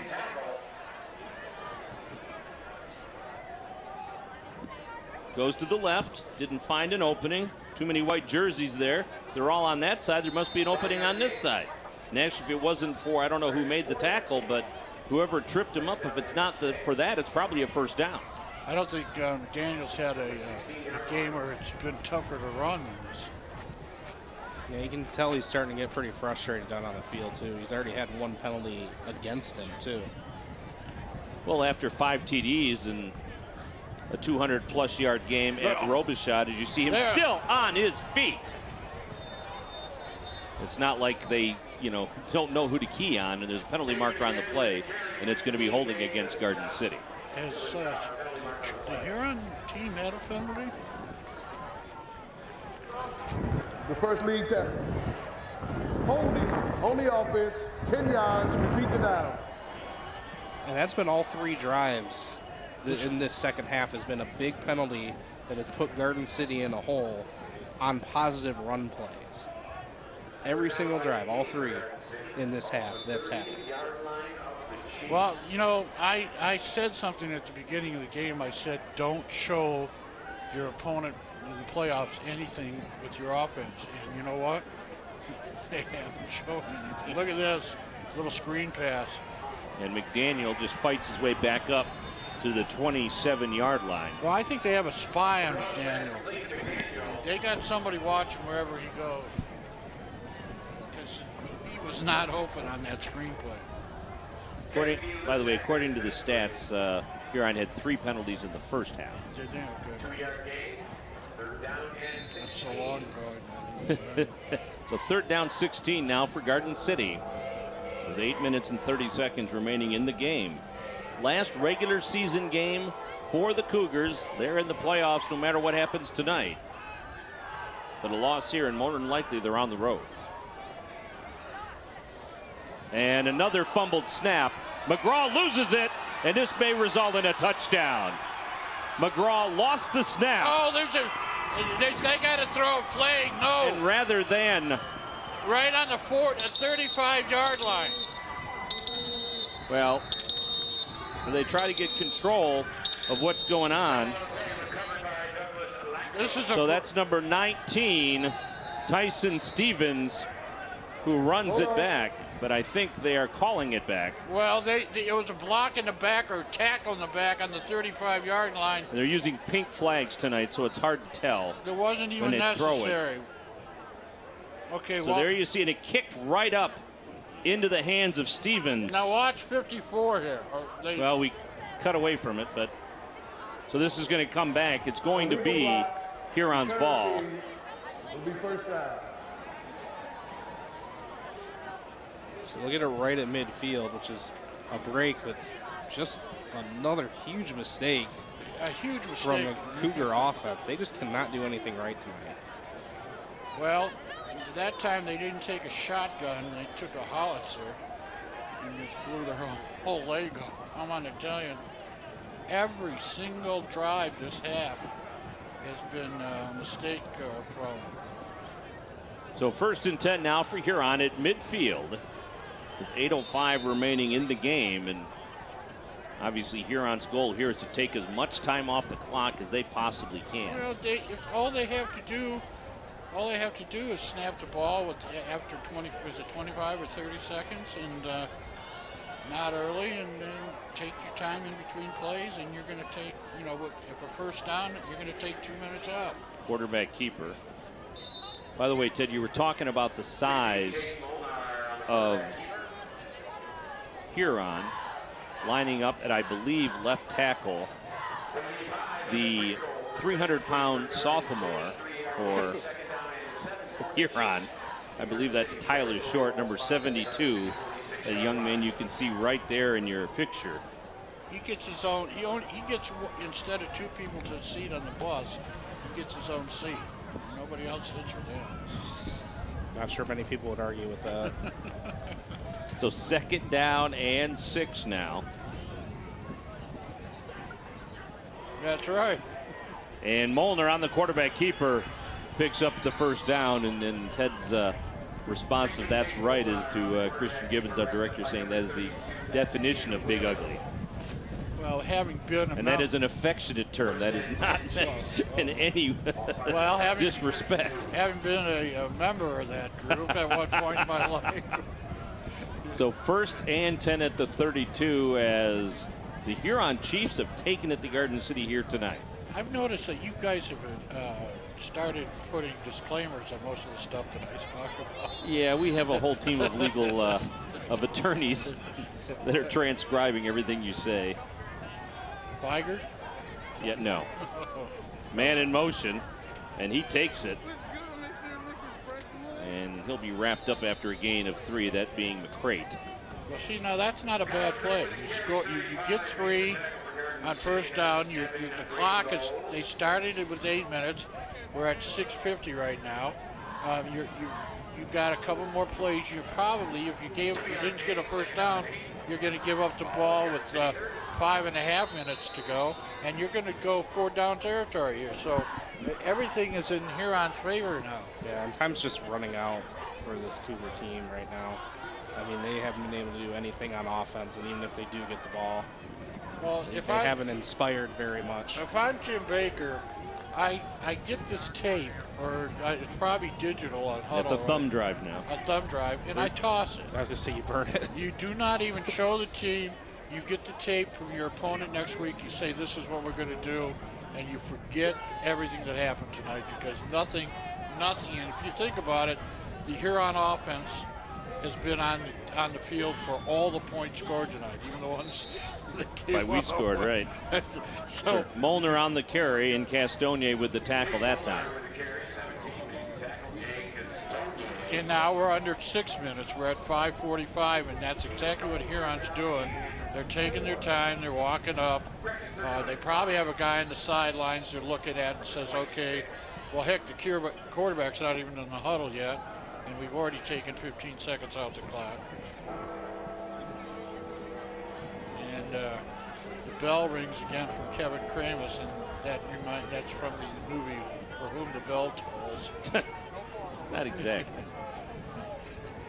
But then again, you're not under oath. Nice job on the tackle. Well, that's huge now, because you force Huron to make a decision here with under 5 minutes to go. So Willis with the tackle of Blosser for a loss. So now you're at a 4th down and a long 6, short 7.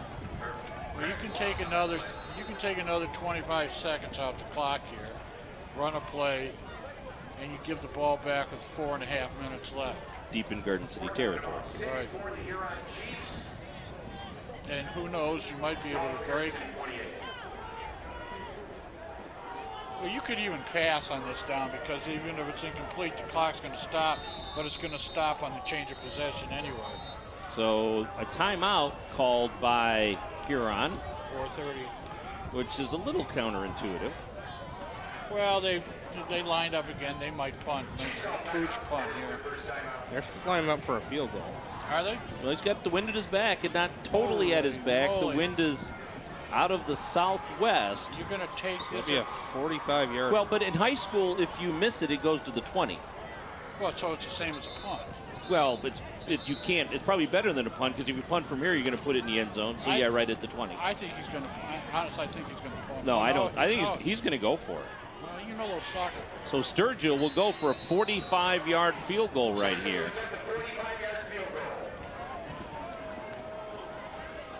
It's down. He certainly has the distance. That's good. That's impressive. I'll tell you what. That is impressive. So Sturgill with a 45-yard field goal. Well, I seriously don't know why every football team in high school doesn't have the soccer player as their field goal kicker. Some coaches don't do it. And the other thing is, I don't know why boys soccer and boys football are in the same season. But it is.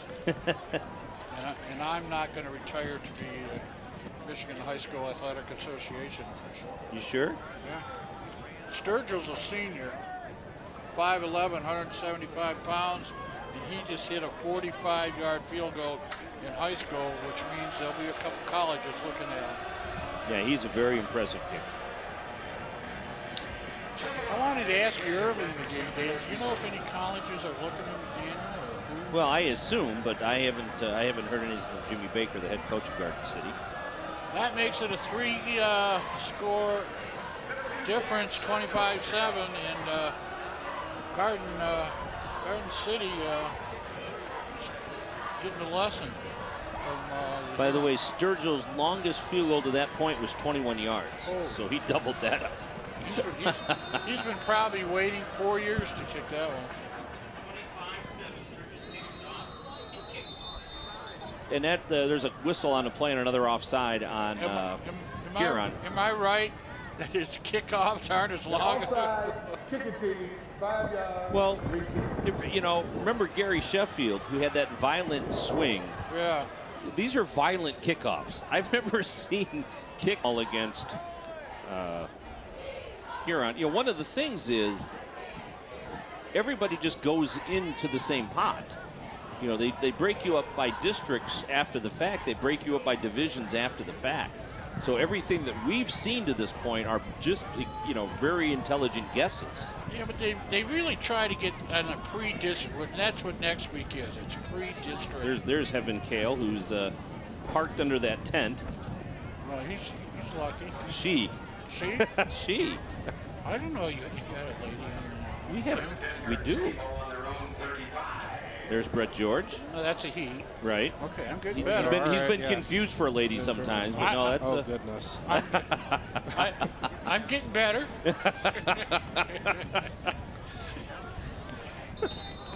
Be careful when you walk out of here, Ted, in case she finds out about that. I'm sure the truck has already told her. 65-year-old guy. It's not like she can't catch him. She can beat me up easily. And that is a wobbly pass that is intercepted. Matsos with the interception at about the 44-yard line. That was just a god-awful throw from McGraw. I think the wind held that one up. Let's take another look at this one. Watch this ball just get held up. And he had an okay grip. And it left the frame of the shot, but that was just an end-over-end pass. Yikes. Is that his first pass of the day? No. No, it's not, but that's the first time they've really tried to air it out. So with 4:14 remaining in this one, Huron, with a couple of first downs, could ice this. Well, the fat ladies in the corner, we're standing in center stage at the moment, singing their heart out. Here you see Brendan George, also a male, just in case you were wondering, Ted. Oh, I have no doubt now. I got it figured out. That's the kid that fell down the stairs at halftime. Now, I'm not sure about the end zone camera, but Straub with the carry. Did Merrill end up with a chair, by the way, in the end zone camera? He's in the Harold Larson position in the lift. I think there he is. He got a chair up there. That's why he was late getting to the. He took a chair out. Lift. That's my good old Republican friend up there. Hey, in the truck, real quick, we've got Zach Witt, Kaylin Levine, Zach King, who has been in and out of the truck, Noah Piggott, and our producer director for tonight, Christian Gibbons. We thank everybody for all of their effort as that one is run up to midfield. Out here Wednesday, out here Thursday, and out here most of the day today getting ready for this. We were set up for a dry shoot till about 4 o'clock when the weatherman got it wrong. Forecast was the rain was going to break up before it ever got to us, and it got here and didn't leave till halftime. Like I always say on this, Garden City residents, if you're watching this on whatever format, you should be grateful. This city, Dan York's leadership, is one of the best communication departments in the Detroit area. I mean, there are a couple other cities that think it's important, but Garden City has invested in Dan, and Dan gives them 100% of what they invest back, and the citizens are lucky to see the games, whatever level. I mean, kids games, high school games. So in the middle of that lovely soliloquy, Ted, somebody got ejected from the Hurons. Well, he disagreed with me. Well, we said 42, but we don't have a 42 on our roster, so we'll see if we can figure that out later. It's kind of inconsequential, especially since they're not going to the playoffs. If you're suspended, did you see Rostovsky on the carry? If you're suspended, by the way, thank you very much for those words, Ted. If you're suspended, you are suspended for the next game, but since Huron doesn't have a next game. Would that carry over to next year if he's underclassman? I don't know. That's a good question. It does in college, apparently. Yeah. I saw there was a kid who got ejected from a bowl game, and he had to sit out the first half of the first game this year. I can't remember what team it was monster for. punt again. And that one, so the referee, talk about the refs have done it to us again, although this time inadvertently. That would have gone into the end zone and been a touchback. But instead it hit the referee on the backside. And that'll put the ball now at the 6-7 yard line. So this was headed for the end zone, and there you see it takes a bounce, and there's nothing the ref could really do. He was trying to get into the end zone to position himself, so a bad night gets worse for Garden City. Well, I think, let's stop talking about this game. Let's celebrate the season, 6-3. If you told the whole team and you told everybody in Garden City 6-3 after 9 games in the playoffs, everybody would be happy and celebrating. So let's forget this game. It was ugly. It was ugly from the beginning. Garden City's offense didn't show anything, which their opponent next week will probably say, well, we can't tell what they do. They'll probably want the Robichaud game. Yeah, really, you won't be able to tell anything from this game. Well, luckily nowadays everything's on tape. You can find anything. Well, here's a nice run for the Cougars. As Chucky Gassam in at quarterback. Yeah, And that was Ethan Cello on the carry. Garden City's put their backups in both on defense and offense now. Well, Cello not a backup. Well, you don't want anybody hurt. Nice pulling guards there. So if you're going to pull, just hit somebody. I saw my nephew, my grandson play last weekend, and counted 13. At Franklin or? No, down in Tennessee. Oh, okay. 13 plays in a row, he didn't touch anybody. This is a big one, and this one might go for the distance. This is Chellowa, Ethan Chellowa, and he is into the end zone. I don't see any flags. So Ethan Chellowa with a 72-yard run and a touchdown for Garden City. So at least on the scoreboard, it looked a little more impressive. And you imagine Garden City will have to go with the onside kick after this, as he goes right over the tackle spot. And he is off to the races. So by the way, if you catch this, we should be on YouTube almost immediately after the game in high def. So if you catch us this weekend, go to MHSAA.com. That's MHSAA.com for information on the pairings in the playoffs, as well as the selection show, as the extra point is good. That'll be on Fox Sports Detroit on a Sunday night. Garden City's football team will be gathering at the Moose here in Garden City to watch the selection show and see who their opponent will be in the first round of the playoffs. That's always a great tradition. All the teams are going to get together on Sunday, and how many teams? Well, 256. 256 teams are in the playoffs. For the longest time, I don't know, it was half of that or even less. And, the playoffs started 2 weeks later. Right. But since they've gone to this system, they've moved the season up because the intention is to have it end on Thanksgiving weekend. Well, my second favorite high school, Yes. that's right down the street, won a championship back in 1975, and there was only 4 teams selected. Wow, really? Yeah, that was when that was one of the first years they had right. playoffs. That's right, and Franklin won the championship. Garden City East had an undefeated team before they had playoffs. That, they could declared themselves mythical state champs. Right. And here's your onside kick. It Catch does it! go the 10 yards, Oh. but a big hop, and Blosser takes it right there for Boy, the Chiefs. He leapt for that one. If that gets Yeah. over his head, we have fun. Well, I thought that big hop was going to work in Garden City's favor, but it didn't. Nice job by Blosser just to take it in and go down and end the play. the worst part about this defeat is that Garden City is probably going to get a tougher opponent next Because week of it, right. because of it than they would have had. And that's the worst part. But once the playoffs start, anything can happen. Well, McDaniel runs for 300 and everything changes. Right.